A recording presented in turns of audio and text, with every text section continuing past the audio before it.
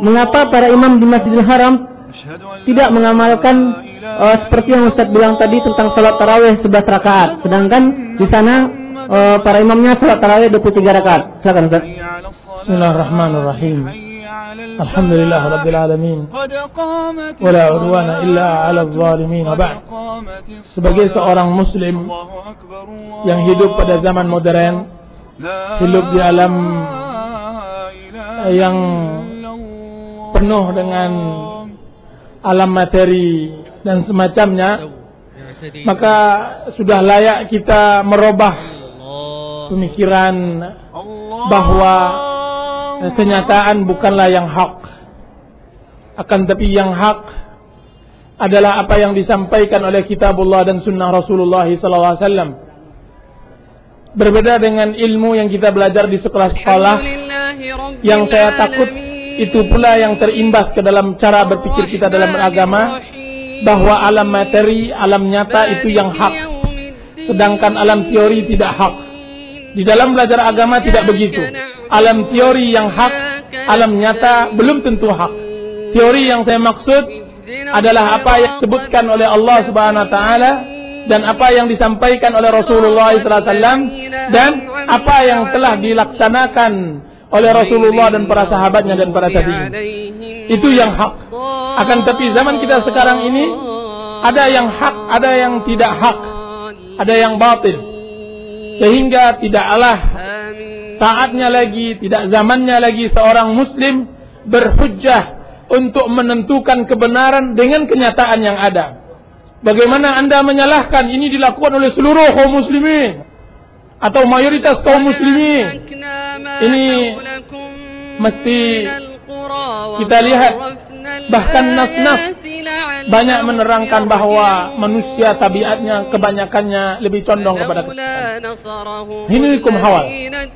Adapun dari yang bersangkutan dengan pertanyaan penanya, maka jazahullahu khairan.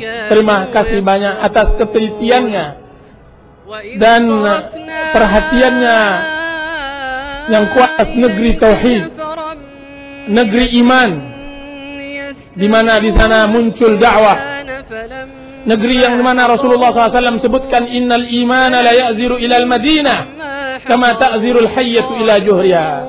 Sesungguhnya iman akan kembali mengerucut ke Madinah sebagaimana masuknya, sebagaimana kembalinya ular ke dalam sarangnya. Itulah negara tauhid.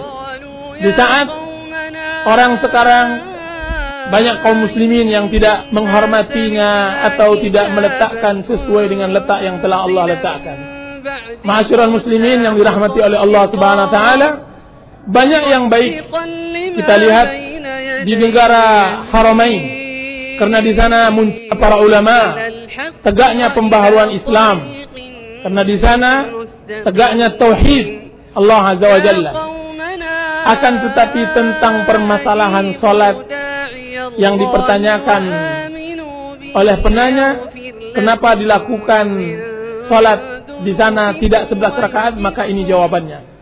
Pertama, pelaksanaan solat di Masjid Nabawi dan Masjid Makkah pada hari pertama dan sampai hari ke-20 itu jumlah rakaatnya adalah 23 rakaat. Dengan 20 rakaat satu juz tambah 3 rakaat salat witir.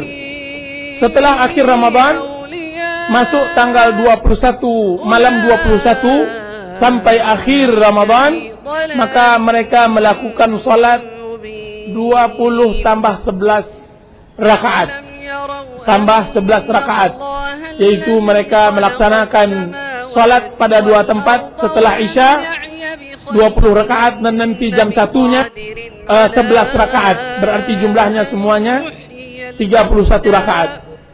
Kenapa mereka melakukan hal itu? Maka kita jawab bahwa ulama-ulama di sana merajihkan pendapat yang kedua dari keumuman hadis yang kita bacakan tadi, bahwasanya Rasulullah SAW mengatakan salatul laili masna masna, salat malam itu 2 rakaat tanpa Nabi membatasi dengan ungkapannya 11 rakaat.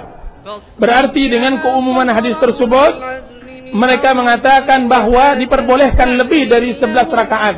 Karena fi'il perbuatan Rasulullah SAW tidak kuat mengkhususkannya menjadi wajib hukumnya.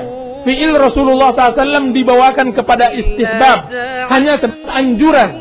Sedangkan untuk mengharamkan lebih dari 11 rakaat, kiranya perbuatan tersebut tidak kuat untuk sampai pada tingkat derajat haram. Itu yang mereka lakukan. Di saat juga karena lemahnya iman yang ada dari kebanyakan kaum muslimin, mereka ingin melakukan salat secara kualitas, jumlah panjang salatnya hampir sama dengan salat-salat zaman dahulu, tapi mereka tidak kuat dalam jumlahnya, yaitu 11 rakaat, sehingga diperbanyak jumlah rakaatnya untuk mengejar jumlah waktunya. Jadi jumlah rakaat diperbanyak untuk mengejar jumlah waktunya. Dengan bacaan 11 rakaat maka akan terjadi penyingkatan salat tarawih, maka tujuan mereka adalah memperpanjang salat tarawih dengan jumlah rakaat yang ada. Dan itu juga bahwa salat Masjidil Haram dan Masjid Madinah tidak hanya dimiliki oleh kerajaan, tidak hanya dimiliki oleh kerajaan Arab Saudi, akan tapi seluruh kaum muslimin yang memilikinya. Tradisi ini sudah berjalan ribuan tahun, bahkan telah berjalan dari 1000 tahun. Nah, kalau tradisi ini ditukar, dan bukan tidak sedikit ulama-ulama yang menyerukan mengembalikan jumlah salat kepada jumlah yang dianjurkan oleh Rasulullah SAW, akan tapi untuk menjaga maslahat kaum muslimin, maka mereka menetapkan jumlah yang ada sebagaimana berlanjutnya untuk menjaga maslahat. Salah satu bukti yang mereka tetap jalankan dan membiarkannya adalah kubah khadra, kubah hijau yang ada di Masjid Madinah. Kubah hijau itu kubah bid'ah dan tidak dibenarkan, karena tidak dibenarkan adanya kuburan Rasulullah SAW di atasnya kubah. Akan tetapi kubah itu berdiri pada abad ke-7 dan ke-6 atau ke-6, didirikan oleh seseorang raja yang kuat terhadap pengagungan kuburan, sehingga dia jatuh ke dalam bid'ah, yaitu membuat kubah khadra yang tidak ada sekarang seorang pun yang kuat menggantikan kubah tersebut atau menghilangkannya. Persis apa yang dilakukan oleh Rasulullah SAW tentang Ka'bah Baitullah, yang seharusnya tidak seperti sekarang ini. Ka'bah yang seperti sekarang ini tidaklah sama dengan Ka'bah yang dibangun oleh Ibrahim alaihissalam. Ketika Rasulullah SAW telah menaklukkan kota Makkah, Rasulullah SAW sudah memegang kekuasaan, Rasulullah tidak mau merubahnya. Apa kata Rasulullah SAW kepada Aisyah? Aisyah, laula qaumuki hadithu ahdin bil Islam laja'altul Ka'bata ala qawaid Ibrahim.